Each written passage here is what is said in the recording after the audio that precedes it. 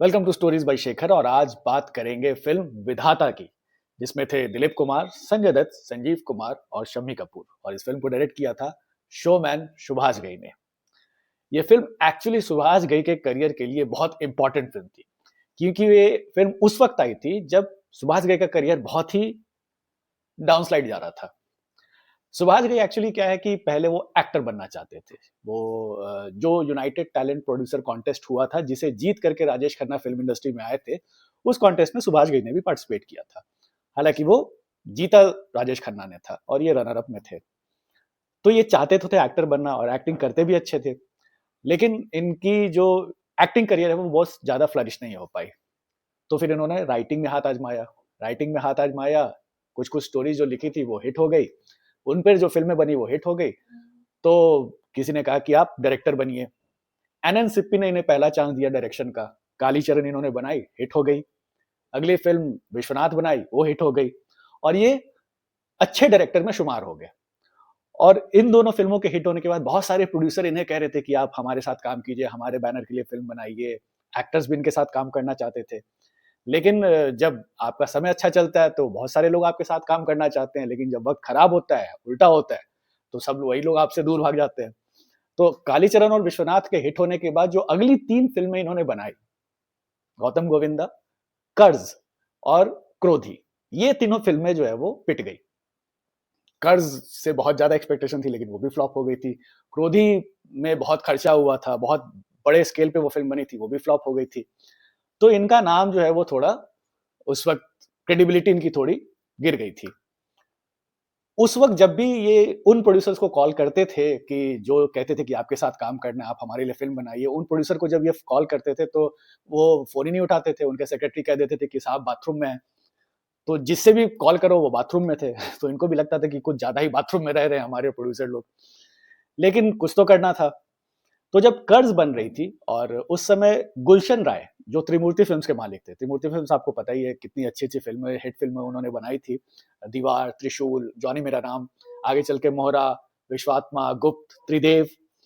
तो त्रिमूर्ति फिल्म्स वाले गुलशन राय ने इनसे एक बार कर्ज के मेकिंग के टाइम पे इनकी मुलाकात हुई थी, तो कहा था कि आप हमारे लिए फिल्म बनाइएगा। अ, अब तो सुभाष घई ने अब सोचा, उन्होंने कहा था कि जब कर्ज बन जाएगी तब मैं बनाऊंगा। अब कर्ज बन गई, फ्लॉप भी हो गई, सुभाष घई के पास काम नहीं था। तो इन्होंने एक बार गुलशन राय को कॉल किया, गुलशन राय ने फोन नहीं उठाया। तो ये गुलशन राय के ऑफिस चले गए और उन्हें बोला कि आप कह रहे थे कि हमारे आप मेरे साथ डायरेक्ट करो, मेरे फिल्म डायरेक्ट करो, और अब आप मेरा फोन नहीं उठा रहे हो। तो उन्होंने फ्रैंकली कह दिया कि देख भाई, आपका क्रेडिबिलिटी अभी बहुत डाउन है, और आप एक फ्लॉप डायरेक्टर हो गए हैं। अभी आज के डेट में कोई आपके साथ काम नहीं करना चाहता, और मैं जिस तरह की फिल्में प्रोड्यूस करता हूँ उसमें बहुत सारे स्टार्स होते हैं।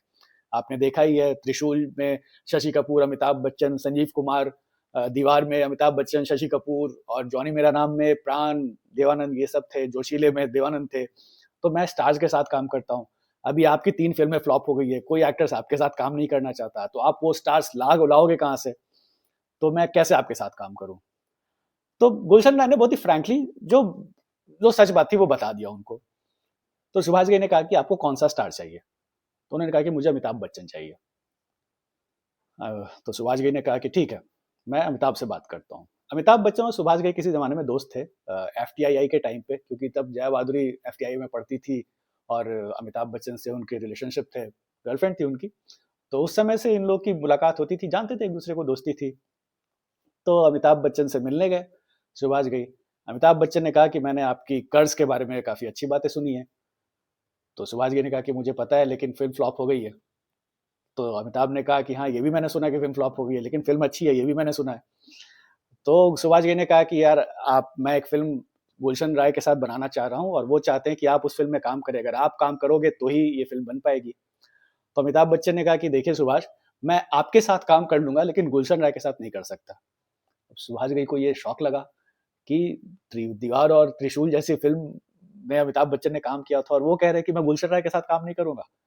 तो अमिताभ ने बताया कि देखिए, उन्होंने प्रेस में मेरे बारे में कुछ उटपटांग बातें कर दी है, और मेरे रिश्ते अब अच्छे नहीं है, तो मैं उनके साथ नहीं काम करना चाहता। तो ये बात सुभाष घई ने बताई जाके गुलशन राय को कि आपकी वजह से वो तो आपके साथ काम नहीं करना चाहते। तो अब मेरी फिल्म का क्या होगा? अब मैं किस स्टार को लाऊं? तो फिर बोले कि देखते हैं क्या किया जाता है। फिर सुभाष घई घर चले गए और रात भर में एक स्टोरी लिखी और अगले दिन गुलशन राय को कॉल किया कि ठीक है, आप मेरे से मिलिए, मेरी एक बार स्टोरी सुनिए, उसके बाद आप डिसाइड कीजिए कि करना है कि नहीं करना है और आपसे मिलना ज़रूरी है। तो उन्होंने कहा कि ठीक है, आप मेरे ऑफ़िस आ जाइए। गुलशन राय ने कहा।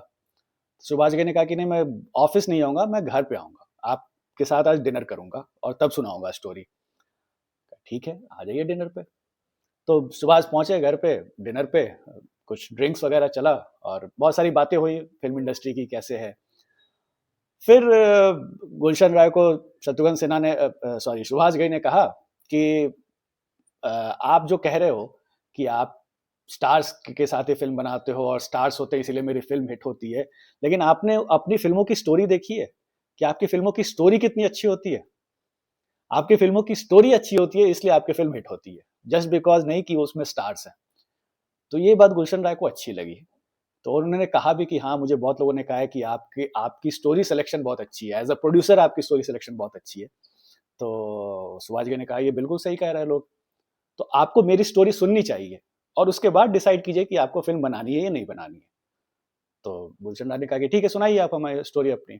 तो उन्होंने स्टोरी सुनाई, जिसे कि जो कि विधाता की स्टोरी थी और कहानी कुछ ऐसी थी कि एक शख्स है, वो एक बुजुर्ग इंसान है, उसका बेटा जो है वो उसे पुलिस इंस्पेक्टर है, उसे क्रिमिनल मार देते हैं और उसका बदला लेने के लिए ये खुद क्रिमिनल बन जाता है और इनका एक पोता है और चूँकि इस पोते के जो जो पोता है, अब इसके माँ-बाप तो मर चुके हैं, तो इस पोते को ये इंसान खुद ही पालता है और बड़े होने के बाद इस पोते को पता चलता है कि मेरे ग्रैंडफ़ादर जिनका मैं इतना रिस्पेक्ट करता हूँ, वो खुद ही क्रिमिनल हैं और पोते और दादा में एक कॉन्फ्लिक्ट हो जाता है।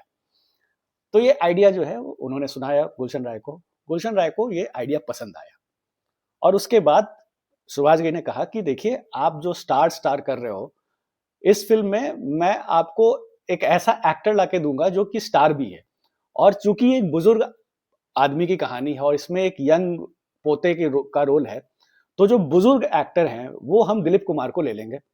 ठीक, मैं समझता हूँ कि आज के डेट में अमिताभ बच्चन, विनोद खन्ना, धर्मेंद्र का भी ज़माना है और लेकिन दिलीप कुमार ने अभी कमबैक किया है क्रांति के साथ और क्रांति बहुत बड़ी हिट हो गई थी। तो हमें दिलीप कुमार के साथ एक फ़िल्म बनानी चाहिए। ये फ़िल्म में उनको ले लेते हैं और जो यंग एक्टर है, उसके लिए संजय दत्त को ले लेते हैं। संजय दत्त रॉकी के बाद थोड़े स्टार बन गए थे और सुभाष घई का हमेशा से आइडिया रहता था कि मेरी फ़िल्म ऐसी हो कि जो कि एक 6 साल के बच्चे से लेके 60 साल का बुजुर्ग भी देखे और सबको मज़ा आए। तो ये आइडिया गुलशन राय को पसंद आया कि हाँ, ठीक है, दिलीप कुमार के साथ काम किया जाए और ये आइडिया भी सही है, यंग यंग एक्टर भी मिल गया हमें। तो उन्होंने कहा कि ठीक है, आप दिलीप कुमार से बात कीजिए। सुभाष घई ने दिलीप कुमार को अप्रोच किया, बैंगलोर में वो कहीं थे किसी काम से, तो वहाँ मिलने पहुँचे, उन्होंने अपनी स्टोरी सुनाई। दिलीप कुमार ने कहा कि कहानी बड़ी अच्छी है, लेकिन इस पे अभी और मेहनत कीजिए, इसमें और ज़्यादा पोटेंशियल है और कैरेक्टर्स डेवलप कीजिए। तो सुभाष भाई को लगा कि नहीं, अगर दिलीप साहब कह रहे हैं तो बात सही कह रहे हैं। फिर वो वापस आए और भी उसमें कैरेक्टर्स इंक्लूड किए गए। गुरबख्श, शम्मी कपूर, अबूबा जो संजीव कुमार ने किया। तो इस तरीके से और उसको कहानी को और थोड़ा मज़ेदार बनाया गया। उसके बाद फिर तैयारी हुई फ़िल्म की। लेकिन ये जो बाकी सारे कैरेक्टर्स हैं, इनको कैसे कास्ट करना है? गुरबख्श के लिए चूँकि वो भी एक बुज़ुर्ग एक्टर ही चाहिए था और उस वक़्त शम्मी कपूर भी एक सेकंड इनिंग खेल रहे थे, परवरिश जैसी फ़िल्मों के साथ। ज़मीर, परवरिश। तो उन्होंने शम्मी कपूर को कहा कि दिलीप कुमार के दोस्त का रोल है, आप कर लीजिए। शम्मी कपूर हमेशा से चाहते थे कि मैं दिलीप कुमार के साथ काम करूँ। तो उन्होंने कहा कि हाँ, बिल्कुल मैं करूँगा। तो वो मान गए। जो अबूबा का जो कैरेक्टर था, जो कि आप फ़िल्म में संजीव कुमार को देख रहे हो, वो पहले अमजद खान से करवाना चाहते थे सुभाष घई। क्योंकि अमजद खान का उस वक़्त क्रेज़ बहुत ज़्यादा था आफ्टर शोले और उसी समय जो 1980 में कुर्बानी रिलीज़ हो गई थी और कुर्बानी में जो शो स्टीलर थे, वो तो अमजद खान ही थे।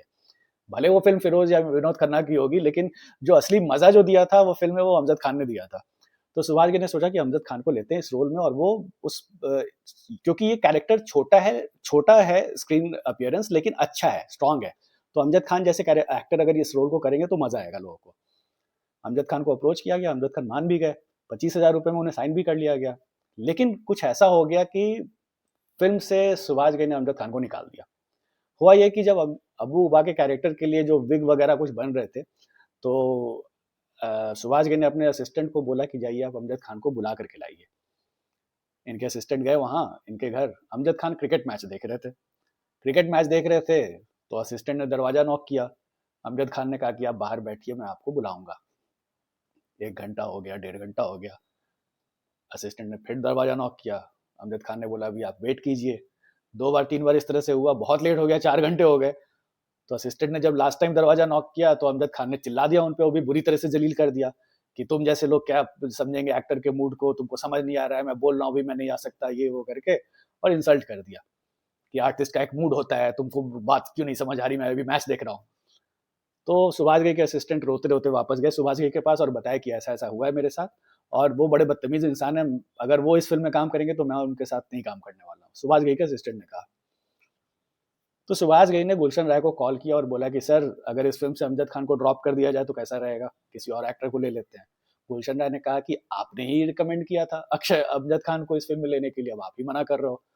तो बोला हाँ बोला था लेकिन कुछ सर्कमस्टांसेस ऐसे हो गए, तो अमजद खान को ड्रॉप कर दिया गया। अमजद खान को एक लेटर लिखा सुभाष घई ने और बोला कि आपके साथ अभी काम नहीं कर सकते, फिर कभी करेंगे। अमजद खान को बुरा लगा और अमजद खान ने करीब 2-3 साल तक सुभाष घई से बात भी नहीं की। अमजद खान के बाहर जाने के बाद उन्होंने सोचा कि दिलीप कुमार के सामने कोई एक्टर अगर खड़ा हो सकता है तो जैसे संघर्ष में दिलीप कुमार के सामने संजीव कुमार थे, उस तरह से इसमें भी संजीव कुमार ही हो सकते हैं। संजीव कुमार उस वक्त काफी अलग अलग तरीके के रोल्स भी कर रहे थे। तो सुभाष घई ने संजीव कुमार को अप्रोच किया। संजीव कुमार ने कहानी सुनी, उनको देखा कि जो कैरेक्टर है वो छोटा है, बहुत ज्यादा इसके सीन्स नहीं है और हाफ टाइम के बाद शायद मर भी जाता है, लेकिन फिर भी उन्होंने कहा कि ये छोटा कैरेक्टर है लेकिन मैं ये करूंगा और मैं पूरे पैसे लूंगा और मैं ये कहानी सिर्फ एक सीन के लिए कर रहा हूँ। और वो जो कॉन्फ्रंटेशन सीन था उनका और दिलीप कुमार का, अगर आप फिल्म देखोगे तो उस सीन के लिए सिर्फ संजीव कुमार ने इस फिल्म को हाँ कह दिया कि ये सीन जो है वो मजेदार होगा और दिलीप कुमार के सामने एक बार फिर से मुझे अपनी परफॉर्मेंस देने का मौका मिलेगा। और वो सीन कुछ ऐसा था, अगर आपने देखा होगा तो संजीव कुमार चाहते हैं कि जो पोता संजय दत्त है वो अपनी पसंद की लड़की से शादी कर ले जिससे वो प्यार करता है, दिलीप कुमार किसी और से शादी करवाना चाहते हैं और इन दोनों में कॉन्फ्रंटेशन हो जाता है और दिलीप कुमार उनको बोल देते हैं, क्योंकि संजीव कुमार ने ही as a caretaker Sanjay Dutt को पाला है बचपन से, तो दिलीप कुमार कह देते कि आप अपनी हैसियत से बहुत ऊपर उठ के बात कर रहे हो और संजीव कुमार उनको कहते हैं कि और आप अपनी हैसियत से काफी गिर के बात कर रहे हैं। वो सीन बहुत ही जबरदस्त था और इस सीन के लिए संजीव कुमार ने सिर्फ ये फिल्म किया और जब ये सीन शूट हो रहा था तो सेट पे जितने भी टेक्नीशियन वगैरह थे सबके आंखों में आंसू आ गए थे क्योंकि इतना पावरफुल परफॉर्मेंस संजीव कुमार ने दिया था। खैर इस तरीके से संजीव कुमार इस फिल्म का हिस्सा बने। शम्मी कपूर को लग रहा था कि यार मेरे लिए फिल्म में ज्यादा कुछ करने को नहीं है, लेकिन सुभाष घई ने समझाया कि आप ही हो वो एक्टर जो इस फिल्म में लाइटर मोमेंट्स लेकर के आ रहे हो। एक गाना भी उन्हें दिया, सात सहेलियां खड़ी खड़ी, जो काफी कंट्रोवर्शियल भी हुआ था और थोड़ा लाइटर मोमेंट, थोड़ी कॉमिक एलिमेंट जो है इस फिल्म में आप ही की वजह से आ रही है। तो आप यकीन करो मेरे पे, ये फिल्म आपके लिए इम्पोर्टेंट है और आपको ये फिल्म जो है एक आइडेंटिटी देगी। और हुआ भी ऐसा, फिल्म के लिए शम्मी कपूर को बेस्ट सपोर्टिंग एक्टर का अवार्ड भी मिला। संजय दत्त को लेकर के थोड़ा सबको डाउट था कि ये क्या एक्टर है, इसे एक्टिंग तो आती नहीं है और ऊपर से ऐसे ऐसे मंझे हुए एक्टर लोग थे, दिलीप कुमार, संजीव कुमार, अमरीश पुरी, और ये छोटा सा बच्चा, इससे एक्टिंग हो नहीं रही है। और ये प्रॉब्लम भी थी, संजय दत्त को एक्टिंग बहुत ज्यादा आती नहीं थी। इनफैक्ट जब थिएटर में रिलीज हुई थी तो लोग हंस भी रहे थे उनके डायलॉग डिलीवरी पे। और ऊपर से इनके साथ इनडिसिप्लिन का भी बहुत इशू था, ड्रग एडिक्ट तो वो थे ही और बहुत इनडिसिप्लिन रहते थे, टाइम पे शूटिंग पे नहीं पहुंचते थे और सारे सीनियर एक्टर्स नाराज होते थे इस बात को लेकर के। तो सुभाष घई ने उनको थोड़ा समझाया कि भाई आप समझिए, बड़े बड़े एक्टर्स के साथ आप काम करो, डिसिप्लिन लाओ। सुनील दत्त को भी अप्रोच किया कि इनको थोड़ा ज्ञान दीजिए। आगरा में शूटिंग हो रही थी, जैसे ही ब्रेक होता था वो दिल्ली चले जाते थे दोस्तों से मिलने के लिए। तो ये सब चीजें बहुत प्रॉब्लम क्रिएट हुआ था। एक सीन था जिसमें संजय दत्त को अपना पूरा इमोशन निकाल के आउटबर्स्ट बाहर लाना था और वो भी ठीक से वो कर नहीं पा रहे थे। जब अबूबा, जो संजीव कुमार का जो कैरेक्टर, उसकी डेथ हो जाती है तो संजय दत्त को एकदम दहाड़ मार के रोना है, अब वो कर ही नहीं पा रहे थे। तो सुभाष घई ने अपना डायरेक्टर वाला दिमाग लगाया, उनको बोला कि क्योंकि संजय कोई थिएटर से तो थे नहीं और एक्टिंग को सीखा तो था नहीं, वो तो स्टार सन थे, लॉन्च हो गए थे। तो सुभाष घई ने उनको बोला कि आप याद करो कि नरगिस, आपकी माँ की जब डेथ हुई थी, आपसे वो कितना प्यार करती थी, आप उनके इतने करीब थे, वो जब मरी थी तो आपको कैसा लगा था, और वही इमोशन आपको लाना है आज। ये सुन करके, क्योंकि नरगिस से वाकई में संजय दत्त बहुत ज्यादा क्लोज थे, तो वो इमोशन को लेकर के समहाउ उन्होंने स्क्रीन पे उसको आउटबर्स्ट को लेकर के आए और वो सीन वाकई में संजय दत्त ने ठीक ठाक किया और इस तरीके से हो गया। एक जो कैरेक्टर था अमरीश पुरी का, हीरोइन के लिए पद्मिनी कोल्हापुरी को ले लिया गया था क्योंकि उस वक्त प्रेम रोग हिट हो गई थी और उस वक्त वो डिमांड में भी थी, तो जो संजय दत्त की लव इंटरेस्ट है उसके लिए पद्मिनी कोल्हापुरी को लिया गया। अमरीश पुरी की कास्टिंग भी इंटरेस्टिंग थी। अमरीश पुरी विलेन के लिए इनको समझ नहीं आ रहा था। विश्वनाथ फिल्म जब बन रही थी तो मदन पुरी उस फिल्म में थे और उस समय मदन पुरी से उनके मिलने के लिए उनके भाई थे अमरीश पुरी, तो वो आते जाते रहते थे सेट पे। तो सुभाष घई को वो अमरीश पुरी का बड़ा एक डॉन्टिंग सा फिजिक लगता था।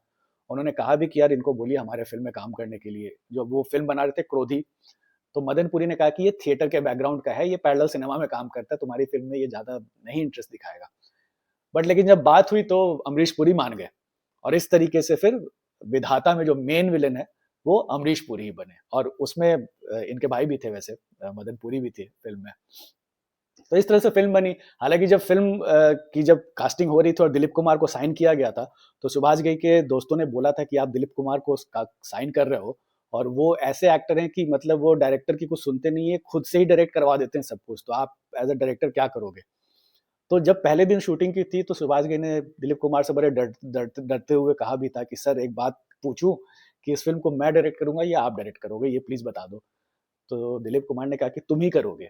मुझे पता है कि मेरा एक ये इमेज बन गया इंडस्ट्री में और मुझे इस इमेज से कोई प्रॉब्लम नहीं है, मैं एंजॉय करता हूँ इस इमेज को, लेकिन तुमने जिस तरीके से मुझे नरेशन दिया है और स्क्रिप्ट पे जिस तरह से तुम्हारा कंट्रोल है, ये फिल्म को तुम ही को डायरेक्ट करना है। तो सुभाष घई थोड़े रिलीफ उन्हें मिला कि चलो ठीक है, ज्यादा इंटरफेयर नहीं करेंगे और बहुत कॉर्डियली सबने काम किया। एक सीन थी जिसमें थोड़ा सा दिलीप कुमार और सुभाष घई में टसल सा हो भी गया था। वो कुछ सनसेट का सीन था और सुभाष घई को वो सीन लेना था और लाइट सनसेट होते जा रहा था, लाइट कम हो रही थी, तो थोड़ा चिल्ला विल्ला के बोल दिया सुभाष घई ने। तो दिलीप कुमार ने उनको समझाया भी कि देखिए आप डोमिनेट करने की कोशिश मत कीजिए, मुझे एक्टिंग आती है। कुछ हुआ इस तरीके का, लेकिन फिर सुभाष घई ने माफी मांगी और फिर मामला ठीक हो गया। आगे चल करके और भी 2 फिल्मों में दिलीप कुमार ने सुभाष घई के साथ काम किया। फिल्म में म्यूजिक भी बड़ा अच्छा था और जो सबसे प्यारा सॉन्ग है वो है हाथों की चंद लकीरों का सब खेल है बस तकदीरों का, वो अनवर ने गाया था और उसके साथ सुरेश वाडकर भी थे। तो इस तरह से बनी और फिल्म जब रिलीज हुई फाइनली 82 में, तो ह्यूज हिट हो गई। बहुत जबरदस्त बज़ था फ़िल्म का। एक तो दिलीप कुमार जैसे एक्टर थे, संजय दत्त भी थे और संजीव कुमार, उस कॉन्फ्रंटेशन सीन के लिए लोग बार-बार जाके वो फ़िल्म देख रहे थे। और जब हिट हो गई, तो वही लोग जो दिलीप कुमार के कॉल करने पे बाथरूम में रहते थे, वो सब बाथरूम से निकल गए और सबने खुद ही इनको कॉल करके बधाई दी और फिर बोला कि आपके साथ हमें काम करना है। इस तरीके से सुभाष घई का जो करियर है, एक बार फिर से इस फ़िल्म की वजह से रिवाइव हो गया और उन्होंने आगे चल के बोला भी कि ऐसे टाइम पे जब नए-नए एक्टर्स आ रहे थे इंडस्ट्री में, संजय दत्त, कुमार गौरव, कमल हसन और अमिताभ बच्चन का तो दौर था ही। उस वक़्त मैंने 3 बुड्ढों को लेकर के फ़िल्म फ़िल्म बनाई और वो फ़िल्म इतनी बड़ी हिट हो गई। तो इस तरीके से फ़िल्म बनी और करियर भी बदल गया सबका। और अगर आपने नहीं देखी है फ़िल्म तो उस फ़िल्म को देखिए यूट्यूब पे। देखिए और बताइए फ़िल्म कैसी लगी। आज के लिए बस इतना ही। नेक्स्ट वीडियो में फिर आएँगे कुछ नई स्टोरी के साथ। Thanks for watching.